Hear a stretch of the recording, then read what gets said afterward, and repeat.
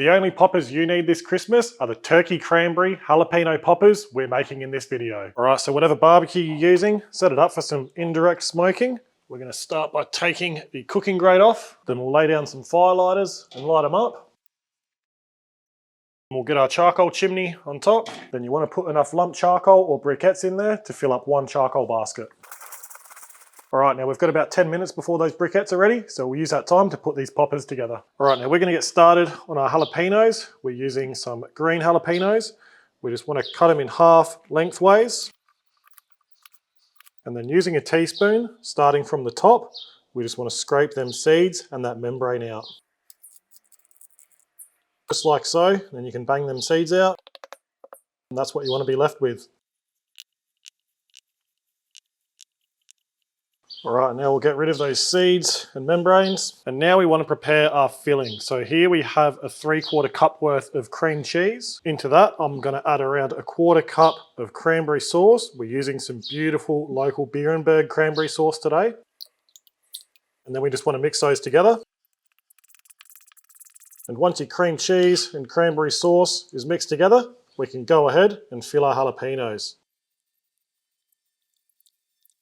All right, and the next thing you want to do is get hold of some turkey bacon. We're using some beautiful local turkey bacon from Barossa Fine Foods. What I'm going to do is just cut a strip out, and then you just want to get a jalapeno and wrap that bacon around and then secure it on with a toothpick.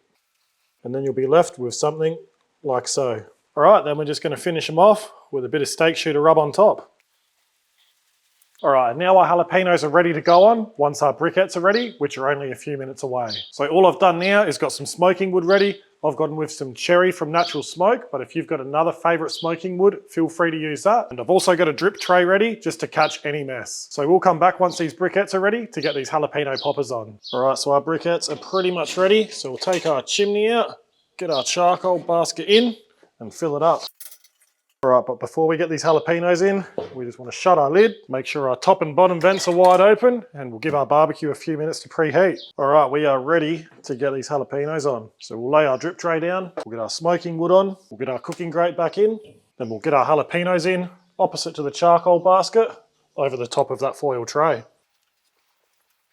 Now we'll shut our lid and let them start cooking away. All right, so our cooking temperature for this one is going to be at around the 350 Fahrenheit or 180 Celsius range. And if you don't have a charcoal barbecue, you can certainly follow along to this recipe in your gas barbecue or oven. Obviously, you won't be able to use smoking wood like we are today, but if you've got a gas barbecue, you can certainly use a smoker box. So these jalapeno poppers are going to take around half an hour to 45 minutes. I'm going to be looking for those jalapenos to have softened up, that bacon to have gone nice and crisp, and for some nice color on that cheese as well. So we'll let our jalapeno poppers go now and we'll come back to check on them soon. All right, I do apologize if you're picking up the rain, but after 40 minutes, these are ready. Just have a look at that. So we can get these out. Then we'll let them cool off for a few minutes and have a taste. All right, so we've had to jump inside out of that terrible weather, but now it's time to try one. What a combination. The sweetness from that cranberry sauce, the cheese, the savory hit from the bacon, the spice kick from the jalapeno, then that extra level of flavor from the steak shooter. That is an absolute winner. So definitely give that one a shot, especially if you're looking to serve something different on Christmas Day. But for now, that's the end of the video. So thanks for watching. Shout out to all my YouTube members.